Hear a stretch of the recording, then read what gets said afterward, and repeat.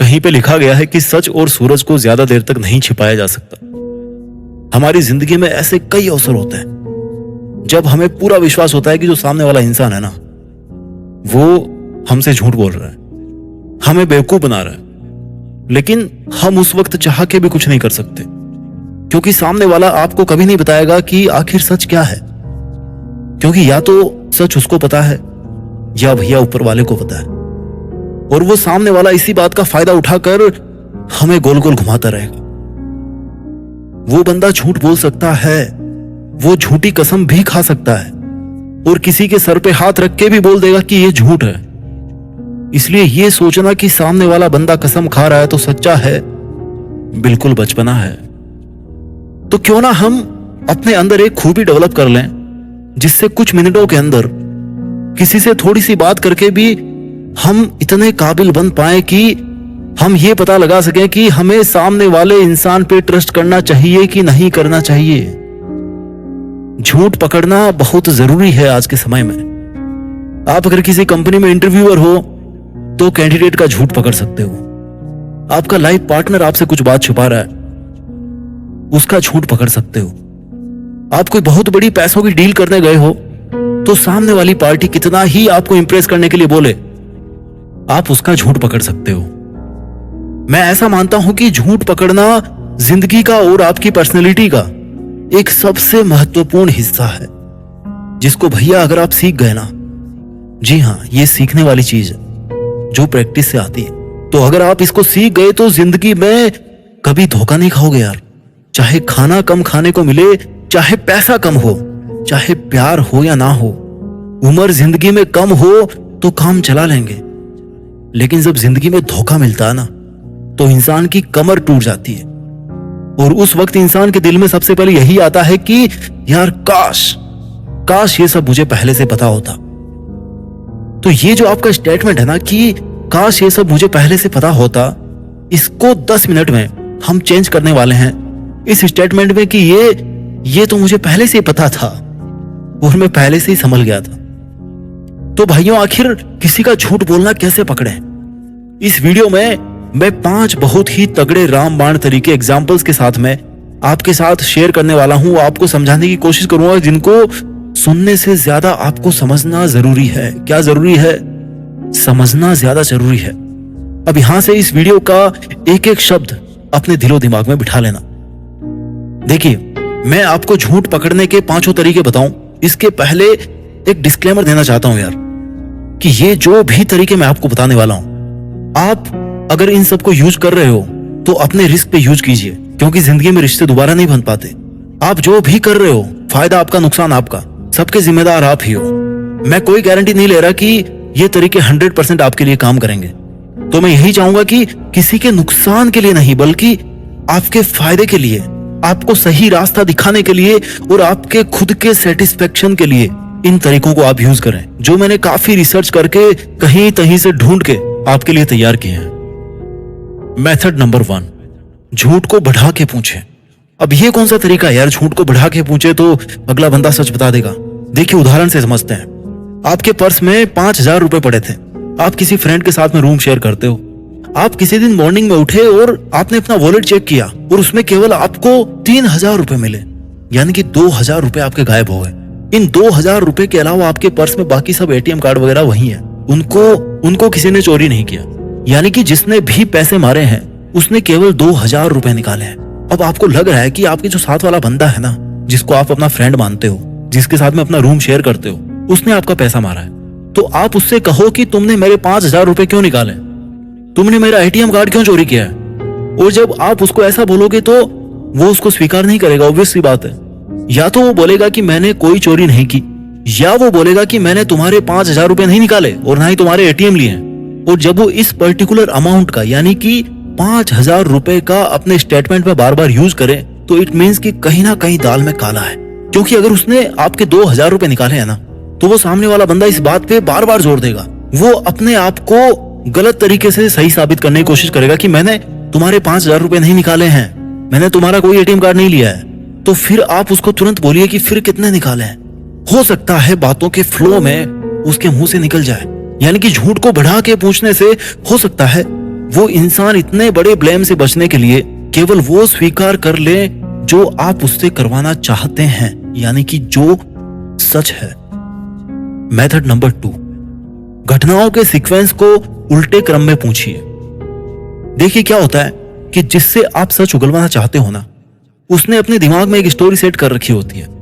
मतलब कि मैंने सबसे पहले ये किया, उसके बाद में ये किया, उसके बाद में मैं यहां गया, उसके बाद में वहां गया, उससे मिला, इसके बाद ये किया और उसके बाद फिर मैं वापस आ गया। और ये जो स्टोरी होती है ना, उसने एकदम परफेक्ट तरीके से रटी होती है। अब आपको क्या नहीं करना है, देखिए आपने एक बार उसकी स्टोरी सुन ली तो दूसरी बार आप उसको स्टोरी ना सुनाने दे, बल्कि उसको उल्टी सीक्वेंस में उसकी स्टोरी के स्टेप्स को पूछिए। जैसे कि अच्छा ये बताओ, तुम इसके जस्ट पहले क्या कर रहे थे? अच्छा इसके पहले क्या कर रहे थे? और इसके पहले कहां थे तुम?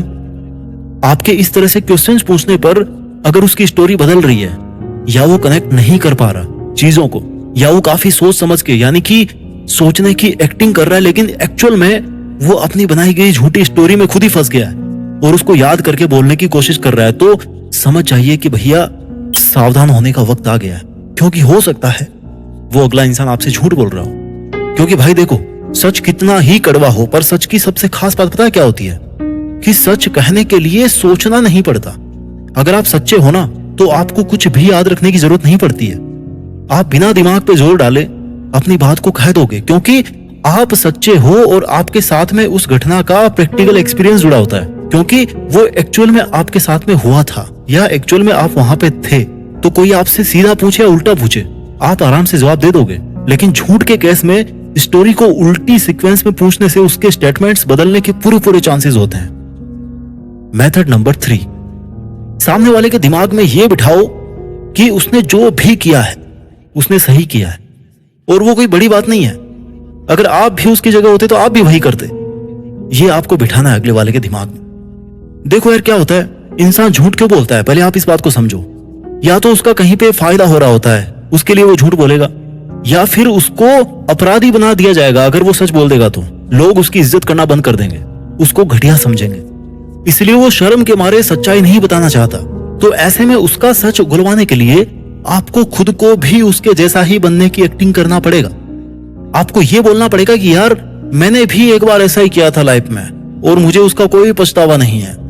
तो इससे वो झूठा इंसान ये सोचेगा कि यार इसके साथ भी ऐसा ही हो रखा है और इसको तो कोई पछतावा भी नहीं है, यानी कि जो गलती मैंने करी है वो तो बहुत छोटी सी है।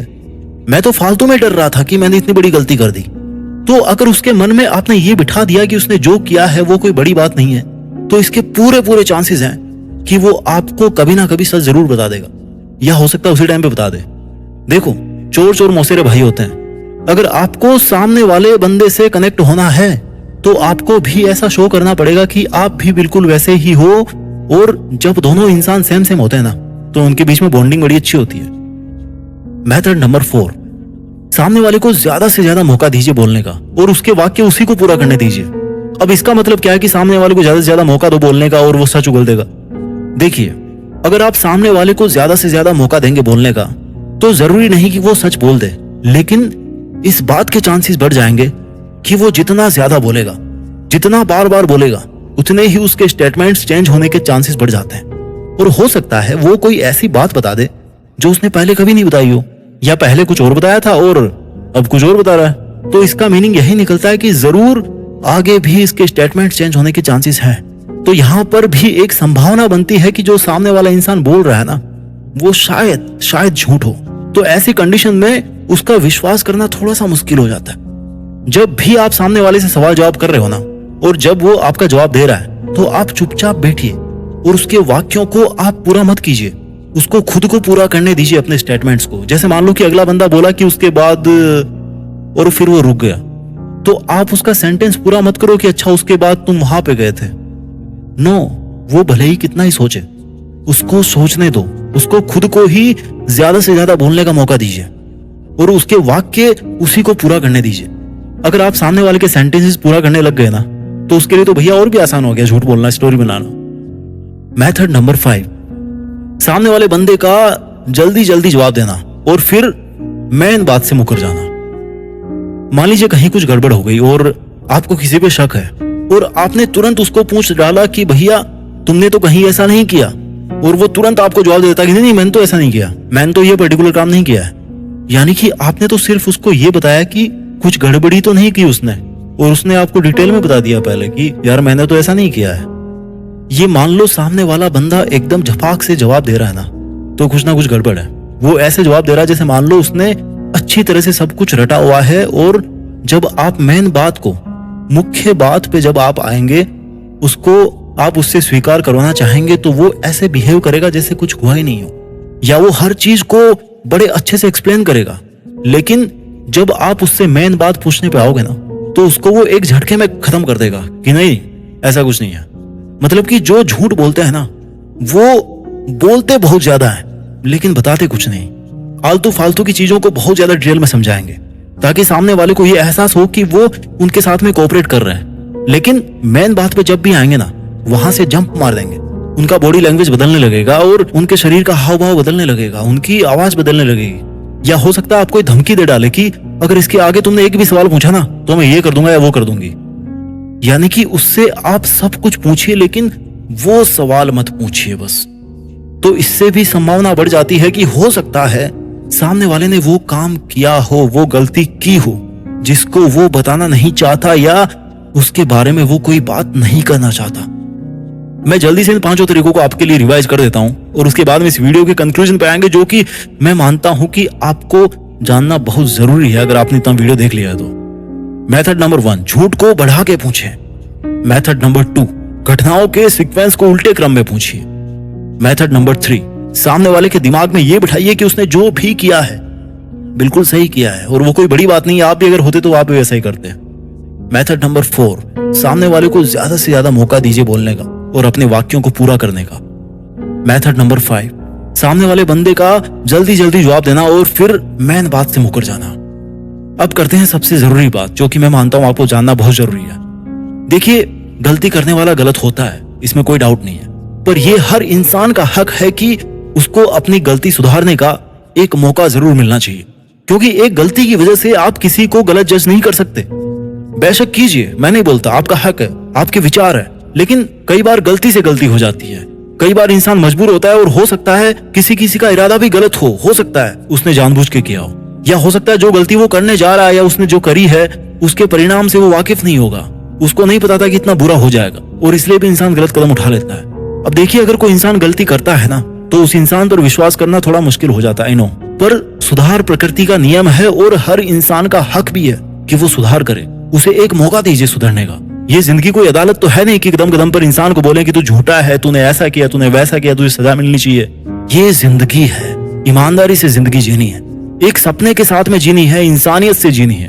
जिंदगी में जो भी आपने कुछ किया हो उसको कहने की हिम्मत होनी चाहिए, और जो भी आप कहते हो उसको करने का हौसला होना चाहिए। उम्मीद है आपके लिए वीडियो काफी हेल्पफुल रहा होगा। Thank you so much for watching. नमस्कार।